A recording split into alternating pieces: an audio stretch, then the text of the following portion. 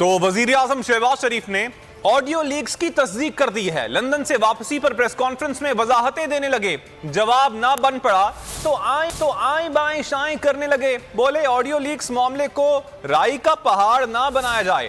Audio leaks سنجیدہ نوعیت کا لیپس ہے. آڈیو لیکس کا نوٹس لے رہا ہوں. تحقیقاتی کمیٹی بنا رہا ہوں. مریم نواز نے مجھے کسی کی سفارش کے لیے نہیں کہا.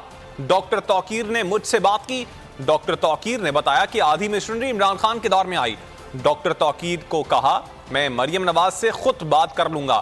بتائیں اگر میں نے توقیر سے بات کی ہے تو اس میں کیا غلط ہے؟ آڈیو میں کوئی غیر قانونی بات ثابت ہوئی ہو تو ہاتھ جوڑ کر معافی مانگوں گا. وزیر اعظم الٹا عمران خان کو وزیر اعظم نے سائفر تحقیقات سے صاف انکار کر دیا. کہا مراسلے میں کون سی ایسی چیزیں ہیں جس کی تحقیقات کروائی جائیں؟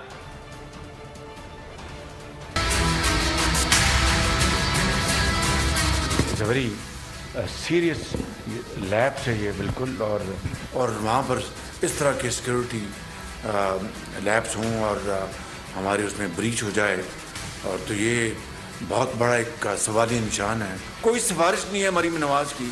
کوئی مجھے نہیں انہوں نے سفارش کا کہا. مجھے نہیں کہا کہ انکل آپ فیور کریں. مجھے وہ بیٹی انکل کہتی ہے کہ آپ فیور کریں. ڈاکٹر توقیر نے مجھ سے بات کی اور ڈاکٹر توقیر نے مجھے کہا کہ جی یہ چونکہ بین ہو چکا ہے تو یہ بات جائے گی یہ ECC میں اور پھر اکنامک کوآرڈینیشن کمیٹی جس کے پر کیبنٹ میں جائے گی. اور بالکل یہی طریقہ ہے. اگر میں نے کوئی اس میں زیادتی یا غلطی کی تو اگر آپ مجھے پکڑیں گے تو میں ضرور اس کا جواب دوں گا. اگر غلطی کی تو آپ سے قوم سے معافی مانگوں گا.